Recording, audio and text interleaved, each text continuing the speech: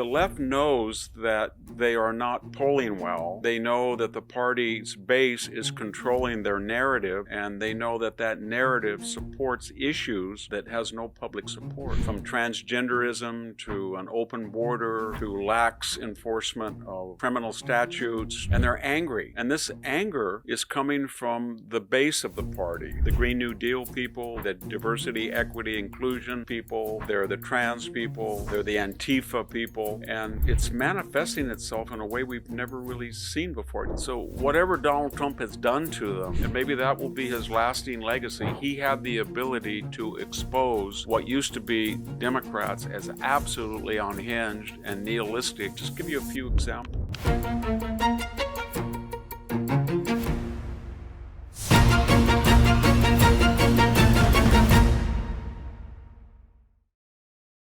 America is going through a higher education transformation where students are realizing that what they want and need is a place that doesn't stifle their intellectual freedom. Standing out among the few graduate programs that value viewpoint diversity is Pepperdine University's School of Public Policy, where I've taught the last 2 years. Their Masters of Public Policy is both applied and practical, preparing the next generation of leaders to participate in government agencies, the business sector, and think tanks. Pursue your MPP at Pepperdine. Daily Signal listeners qualify for an automatic 50 to 75% tuition scholarship and can learn more at go.pepperdine.edu/Daily Signal. It's go.pepperdine.edu/Daily Signal.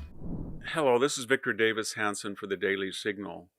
After the June 21st Saturday night bombing of the nuclear facilities in Iran, the left has kind of gone crazy.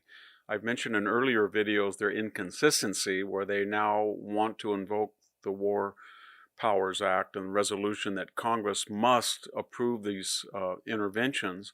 Of course, they never did that during either the Clinton or Obama administrations, who bombed regularly and frequently, and much more frequently than Trump, without any worry about getting a resolution. But it opens a larger issue up, and that is the left knows that they are not polling well.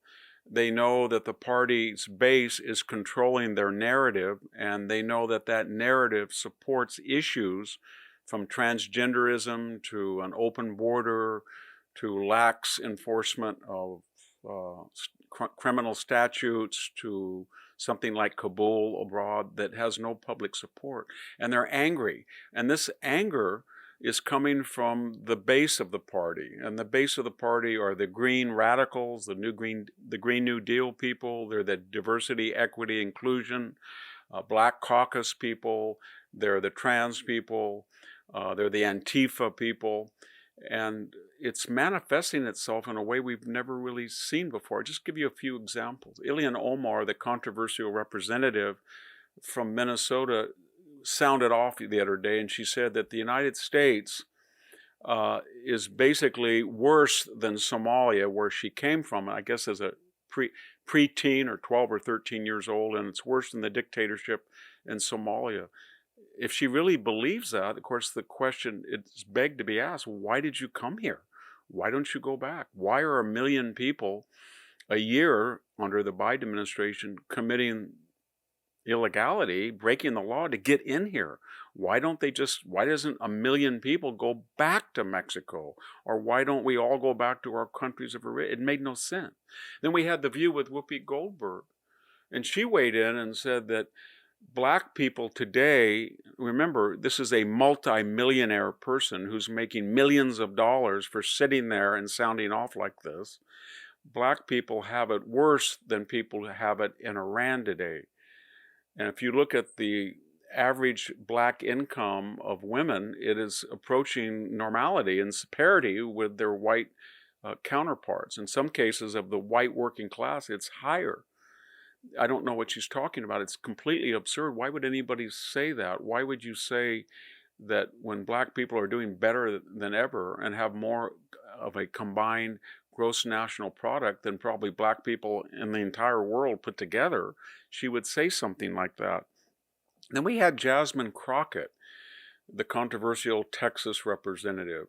She went off on the last election and said that half of the people that voted for Trump were mentally ill. Half the country that voted for Trump. She was basically going down a racist rant. Then she said that people only voted against Kamala Harris, not because of her word salads, not because of her incompetence, not because she couldn't give interviews, not because she had to completely flip from her former left-wing positions, at least for 90 days, but because they voted for an old white man. Can you imagine somebody on the right saying, the only reason people voted for Kamala Harris, they just wanted to vote for a middle-aged black woman? That would end their career.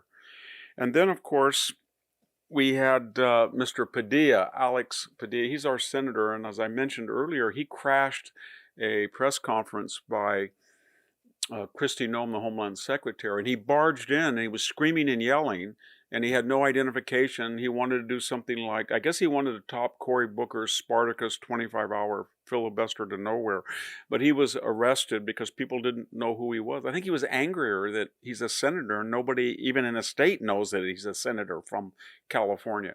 But then he started sounding off and said, well, I'm not against deporting criminals. And I just said, full stop, you are, because you were one of the sponsors of sanctuary cities in your prior manifestation as a California official. And the whole purpose of a sanctuary city is not to turn over criminals to ICE. So you have no credibility. And finally, we end with Gavin Newsom. He had a little flirtation with moderation. He had a podcast, I guess it's defunct now, but he tried to bring on people like Charlie Kirk, sound reasonable, say that he agreed with Donald Trump that biological men shouldn't compete in women's sports. And then somebody tapped him on the shoulder and said, Gavin, your party is crazy. They're left-wing lunatics. You would never be nominated. You're polling 4%.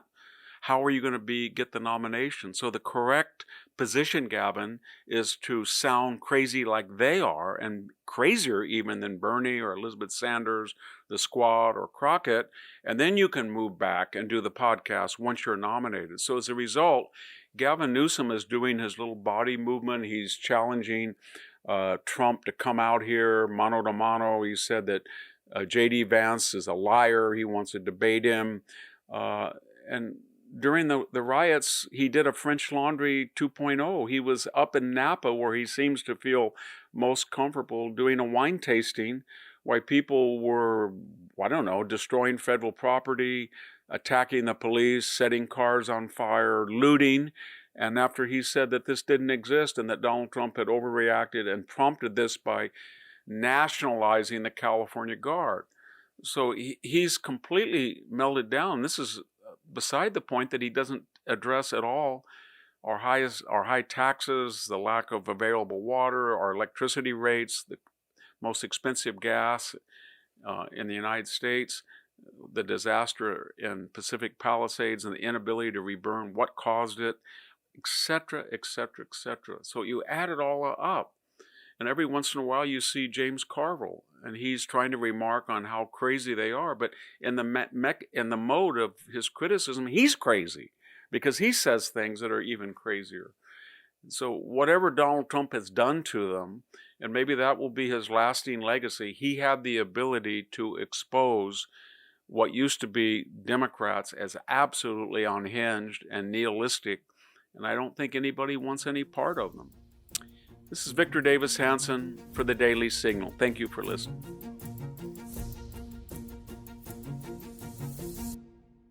Thank you for tuning in to the Daily Signal. Please like, share, and subscribe to be notified for more content like this. You can also check out my own website at victorhanson.com and subscribe for exclusive features in addition.